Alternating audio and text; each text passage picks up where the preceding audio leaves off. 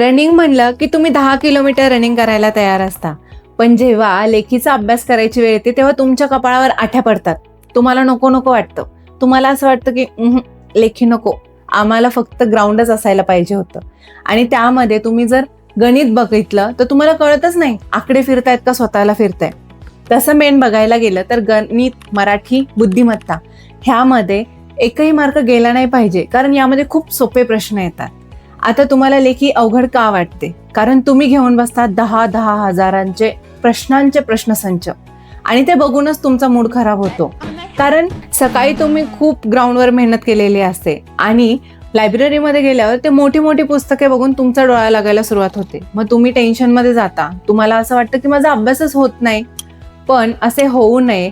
Ground बरोबर तुम्हाला 85 ते 90 मार्क लेखीला आले पाहिजे. मग त्याच्यासाठी तुम्हाला स्मार्ट स्टडी करावा लागणार आहे.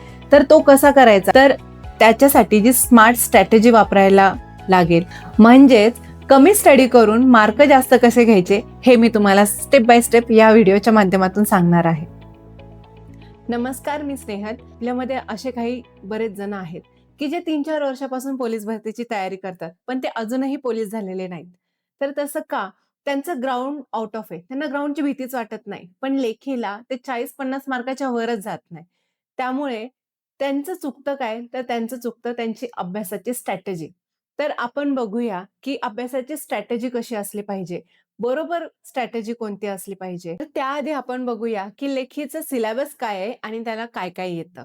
तर आपण बघूया महाराष्ट्र पोलीस भरतीचा लेखीचा सिलेबस कसा असतो. आपली जी लेखी परीक्षा असते ती असते 100 मार्कांना आणि त्याच्यामध्ये असतात मराठी, गणित, बुद्धिमत्ता आणि जीके हे विषय आणि प्रत्येक विषय असतो 25 मार्कांना.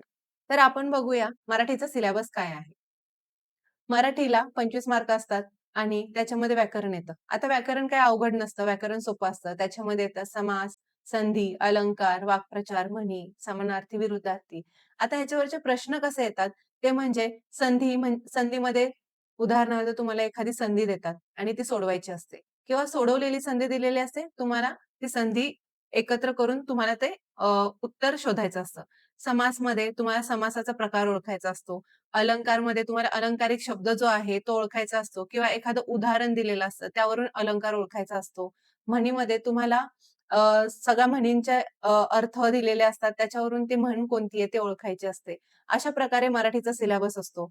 नंतर वाक्यरचना, शुद्ध अशुद्ध शब्द म्हणजे काय, की तुम्हाला 4 ऑप्शनमध्ये एखादा शुद्ध शब्द ओळखायला लावतात किंवा एखादा अशुद्ध शब्द ओळखायला लावतात. अशा प्रकारे वाक्यरचना, शब्दांच्या जाती हे याच्यामध्ये क्रियापद, विशेषण वगैरे हे सगळे येतात.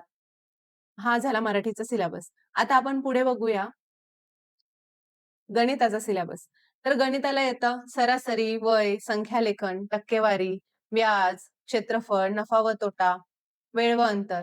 आता याच्यामध्ये सगळ्यात जास्त प्रश्न परीक्षेमध्ये सरासरी, वय, टक्केवारी, व्याज, नफा व तोटा, वेळ व काम ह्या विषयांवर सगळ्यात जास्त प्रश्न आलेले आहेत आणि प्रश्न 1-2 लाईनीचे असतात, सोपे असतात. त्याच्यामुळे जास्त काही टेन्शन घेण्याचं काम नाही. 25 मार्कांमध्ये हे सगळे कव्हर होऊन जातात आणि सोपे प्रश्न असतात. पुढे आहे बुद्धिमत्ता.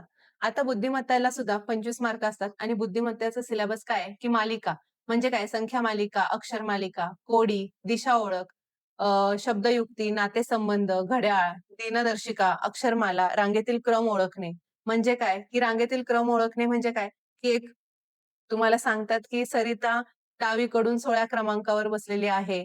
एका लाईनीत 25 मुले आहेत, तर तिचा उजवीकडून नंबर कोणता? अशा प्रकारे. अक्षर मालिकेमध्ये तुम्हाला एखादी अक्षर मालिका देतात, त्याच्यावर प्रश्न असतो. दिनदर्शिका, घड्याळ, नातेसंबंध हे सगळे म्हणजे सोपे प्रश्न येतात. अवघड असं काही नसतं. पुढचा आहे आपला सामान्य ज्ञान म्हणजे जी हा पण येतो 25 मार्काला.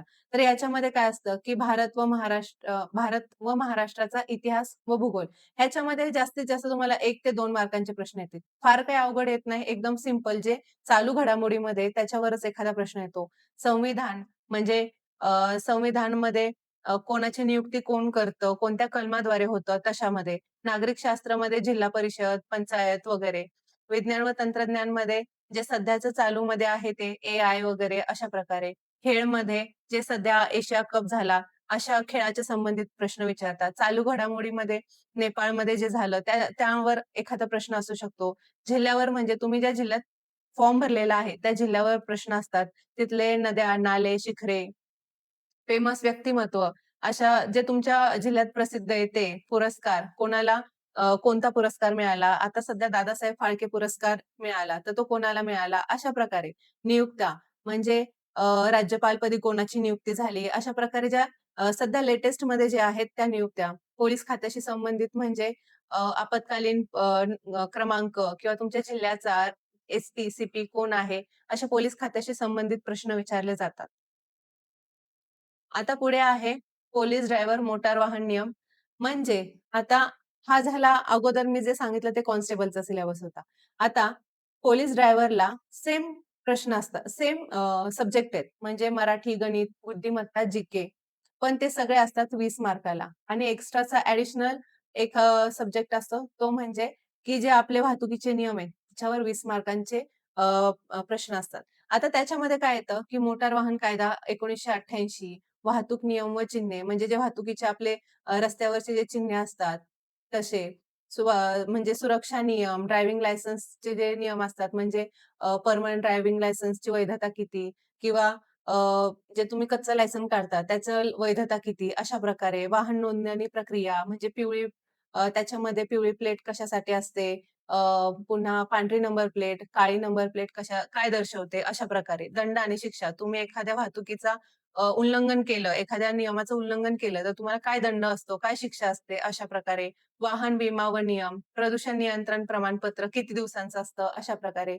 वाहतूक पोलिसांचे अधिकार, म्हणजे आपल्याकडून जे सगळे वसूल करतात किंवा आपल्याला जे अडवतात, तर त्यांना काय अधिकार असतो वगैरे. अशा प्रकारे जे वाहतुकीचे नियम आहेत, नियम, पुन्हा वाहतुकीचे चिन्हे, हे ह्याच्यावर प्रश्न विचारले जातात आणि याच्यावर मी एक व्हिडिओ बनवलेला आहे. तुम्हाला जर कलम नियम ह्याचे जर बघायचं असेल, तर तुम्हाला काय प्रश्न विचारतात, तर मी एक व्हिडिओ बनवलेला आहे. त्याची लिंक मी डिस्क्रिप्शन बॉक्समध्ये देते. तर हा झाला लेखीचा सिलेबस. आता आपण बघणार आहोत, की लेखीचा अभ्यास कसा करायचा. सिलेबस तर पाहिला, पण लेखीचा अभ्यास करण्यासाठी काय करायचं? तुम्ही 4 पुस्तकं घ्यायची. कोणती? मराठी, गणित, बुद्धिमत्ता, जी पण ती उघडायची नाहीत. तर काय करायचं, की तुम्ही ज्या जिल्ह्याचा फॉर्म भरलाय किंवा भरणार आहात, त्या जिल्ह्याचा मागच्या वर्षीचा क्वेश्चन पेपर घ्यायचा, प्रश्नपत्रिका घ्यायची. आता त्यातून अभ्यास कसा करायचा? आता मागच्या वर्षीचे क्वेश्चन पेपर इतके इम्पोर्टंट का आहेत? हे मी तुम्हाला अगोदर सांगते. कारण त्याच्यामध्ये कोणत्या टॉपिकवर जास्त भर दिला होता? मागच्या वर्षी प्रश्नांचा पॅटर्न कसा होता? तोच प्रश्नांचा पॅटर्न पुढे चालू राहतो. फक्त काय होतं, की आकडे बदलतात, नावं बदलतात. मग त्याचा तोटा असा होतो, की तुमचा कॉन्फिडन्स लो होतो. प्लस मग तुम्हाला अभ्यास करू वाटत नाही. अभ्यास झाला नाही, तर मग तुम्हाला असं वाटतं, की मला काहीच येत नाही. त्यामुळे प्रश्नपत्रिका मागच्या वर्षीच्या प्रश्नपत्रिकेचा अभ्यास कसा म्हणजे त्यातले क्वेश्चन बघून आपण मग अभ्यासाला सुरुवात करायची. पोलीस भरतीच्या लेखी परीक्षेला प्रश्न खूप सोपे असतात. पण आपण प्रश्नपत्रिकेचं अनालिसिसच नाही केलं, आपण प्रश्नपत्रिकाच नाही पाहिल्या, तर आपण काय करतो, की अवघड प्रश्नांचा सराव करत बसतो. त्यांनी काय होतं, की आपला कॉन्फिडन्स लो होतो, प्लस आपल्याला अभ्यास करू वाटत नाही आणि अभ्यास नाही झाला, की मग आपल्याला टेन्शन येतं, की आपला अभ्यासच होत नाहीये किंवा मी पास होईल का नाही? आता तुम्ही तुमच्या जो जिल्ह्याचा क्वेश्चन पेपर घेतलाय, तो पूर्ण सॉल्व्ह करायचा नाही. तर काय करायचं, की मराठीचे 5 प्रश्न घ्यायचे, बुद्धिमत्तेचे 5 प्रश्न घ्यायचे, गणिताचे 5 प्रश्न घ्यायचे, पण जी सगळे प्रश्न घ्यायचे. जेणे की काय होईल, की 5-5 प्रश्न घेतल्यावर तुम्हाला एक गोष्ट लक्षात येईल, की तुम्हाला त्या टॉपिकवरचा प्रश्न सोडवता येतोय का नाही. जर नसेल येत, तर तुम्हाला तो टॉपिक करायचा आहे. म्हणजे काय करणार? तेव्हा लागणार तुम्हाला तुमचे पुस्तक, तुमचे बुक्स जे तुम्ही घेतलेले आहेत. मग तो टॉपिक त्या पुस्तकातून क्लिअर करायचा आणि मग पुढं बघायचं. दुसरी गोष्ट अशी की तुम्ही ज्या पुस्तकातून अभ्यास करणार आहे किंवा ज्या पुस्तकातून टॉपिक क्लिअर करणार आहे, त्यातून तुमचे सगळं टॉपिक क्लिअर होईलच असं नाही. मग अशा वेळी काय करायचं, की एखाद्या चांगल्या टीचरचा YouTubeवरचा व्हिडिओ बघायचा. त्याने तुमचे कन्सेप्ट क्लिअर करायचे. जोपर्यंत तुमचे कन्सेप्ट क्लिअर होत नाही, जोपर्यंत तुमचा तो टॉपिक क्लिअर होत नाही, तोपर्यंत पुढे जायचं नाही. असं करत-करत तुम्हाला लक्षात येईल, की तुम्ही ऑलमोस्ट सगळा सिलेबस कंप्लीट केलाय.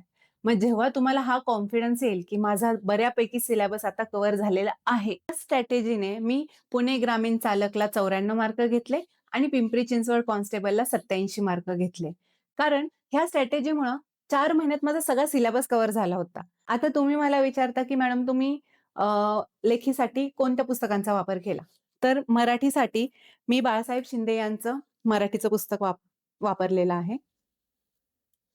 दुसरं बुद्धिमत्तासाठी चैताली प्रकाशन यांचं पंढरीनाथ राणे यांचं मी हे पुस्तक वापरलेलं आहे. आणि गणितासाठी फास्ट ट्रॅक मॅथ्स सतीश वसे यांचं हे मी गणितासाठी पुस्तक वापरलेलं आहे.